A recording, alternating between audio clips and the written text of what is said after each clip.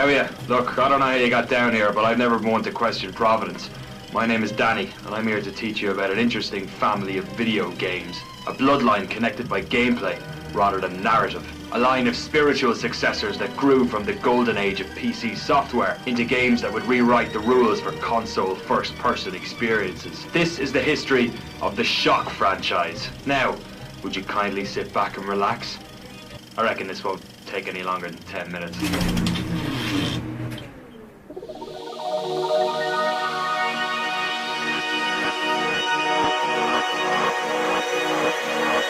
Looking Glass Studios are among the most influential game developers in first-person design, a super studio that created some of the most loved PC games of the 90s and fostered talents that would go on to create classics of their very own, developers like Harvey Smith, Randy Smith, Warren Spector, and the eventual caretaker of the franchise, Ken Levine. They released their second game, System Shock, in 1994. You play as a nameless hacker who awakes on Citadel Station after a 6-month coma to find a malevolent AI has taken over operations. So sort of like 28 Days Later, except instead of Cillian Murphy running around and beating 7 shades out of zombie English people, you run around a space station solving puzzles and beating 7 shades out of zombie space people. I mean, I guess you could pretend they're all English. I know I bloody do. 800 years of foreign rule, never forget! System Shock melds action role-playing mechanics with survival horror to create a terrifying maze of tense exploration, while the sentient hyper-optimized data access network, or Shodan, is the malevolent AI who you battle to defeat throughout both System Shock games. You explore the station, collecting information from terminals, audio logs, survivors, and by hacking into cyberspace. All the while fighting combat robots, cyborgs, and mutants with a variety of tools and weapons. This all sounds pretty commonplace now, to be honest, but this was 1994. Most other first-person games were run-and-gun demon shooters or Nazi dog-murdering simulators. System Shock, like Ultima Underworld before it, melded shooting and role-playing mechanics together. It only sold around 170,000 units, and Looking Glass eventually lost money on it, but it became a cult hit in PC circles. A lot of talented creators collaborated to create System Shock, but it's hard to weave this tale without mentioning one gentleman in particular.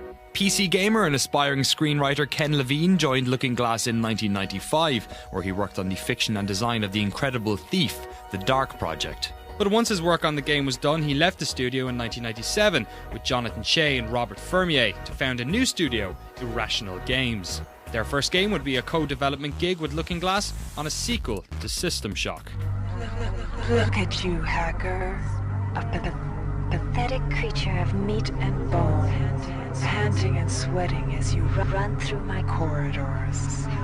How can you challenge a perfect, immortal machine?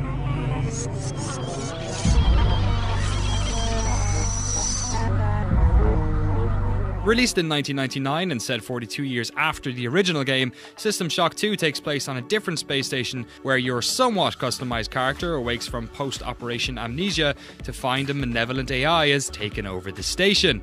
Also herds of psychotic monkeys. Oh god!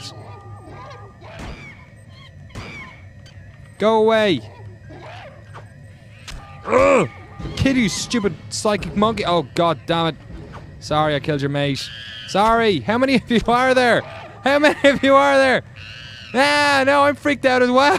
You're a tiny monkey man. Oh, for the love of... It plays similarly to the first game, but graphically it's a lot sharper. The environments look more realistic, there's improved lighting, character models, and the interface is a lot less confusing. The interesting thing about playing System Shock 2, though, is actually how familiar it feels, even if you've never played it before. So many of its mechanics, ideas, and concepts went on to inspire countless other first-person role-playing games. The inventory management, skill trees, and interface is very similar to that of Warren Spector's next game, Deus Ex.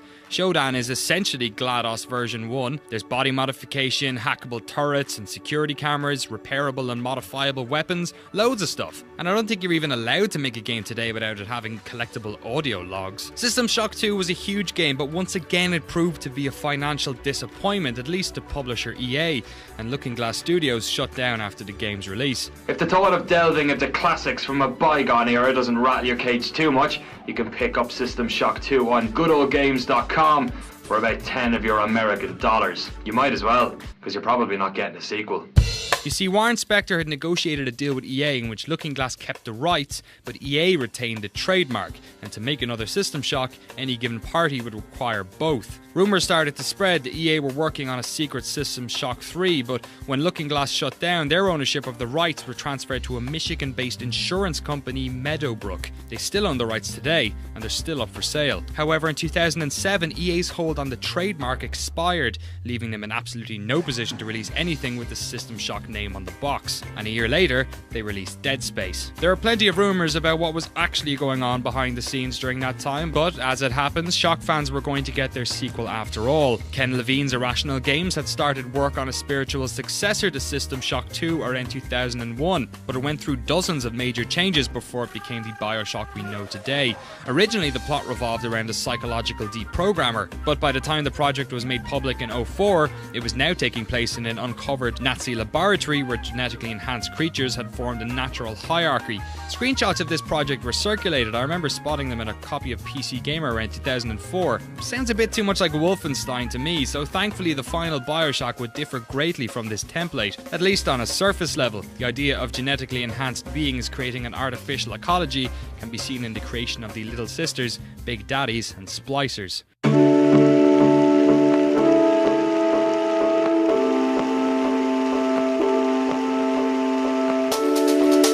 Bioshock is a first-person shooter with RPG elements set in a dystopian underwater metropolis in the 1960s. The sole survivor of a mid-ocean plane crash, you emerge at the foot of a mysterious lighthouse, and thus your adventure into the underwater city of Rapture begins. You begin your time in Rapture uncovering the mysteries of this once great society, fighting groups of splicers, attacking big daddies, saving little sisters, murdering little sisters, injecting yourself with plasmids, using your powers and weapons with the environments to aid you in battle, hacking turrets, hacking cameras, hacking those awesome helicopter things, firing flames, firing wind, firing bees. Bees! Upgrading your weapons, following commands, listening to audio tapes, trusting the wrong people. Bioshock is one of the most unique games ever created. A world we'd never seen, populated by people and ideas we'd never encountered in games before. Arian Rand's philosophy on objectivism, our willingness as game players to blindly follow orders, concepts of morality, the role of government, player agency or lack thereof, and the incredible destructive power of hand bees. No, not the bees! Not the bees! Ah! Open my eyes! My eyes! Ah! Ah! We'll see who brings in more honey. While System Shock 2 refined the first-person role-playing genre, Bioshock was the game that pulled it into the 21st century. Today, practically every shooter or action game has RPG elements core to the experience. Bioshock was instrumental in making this change. Some fans think Bioshock put too much of an emphasis on shooting and the RPG elements suffered as a result. It's a fair point, but the combat was so improved from the older games that it was much more enjoyable. Well, except for the boss fight at the end, which was pretty atrocious. A sequel to Bioshock came out in 2010, but Irrational Games had nothing to do with it. They were already working on some other yoke. Something about flying cities and interdimensional travel, I don't know. Bioshock 2, created by 2K Marin, takes place in 1968, 8 years after the events of the first Bioshock. You take control of Delta, an experimental Big Daddy. There are Big Sisters, and a forgettable tacked-on multiplayer mode, but the problem with Bioshock 2 was that it was a sequel that was obviously made for commercial reasons, and it's just kind of hard justifying its existence. Rapture was the star of the first game, and your slow exploration into its depths was what defined the atmosphere and pacing of the first game. In Bioshock 2, Rapture is no longer a mystery, and so the feeling of dread and wonderment that drove the first game is completely lost. You understand the politics, the ecology, and the players. So Bioshock 2 feels more like revisiting an old friend rather than a brand new experience. If you're a diehard fan of the lore, it adds its own narrative layers, many of which are quite interesting, but overall it feels more like Bioshock Plus than a true sequel. And now we turn to the future, Bioshock Infinite. Another enthralling world to explore and one that'll question your thoughts on religion and government. So enjoy it, folks. As you've seen from this episode, these types of games don't come around very often. Experiences like this are to be relished, savoured. Just do us a favour, would you kindly not post spoilers all over the internet, please?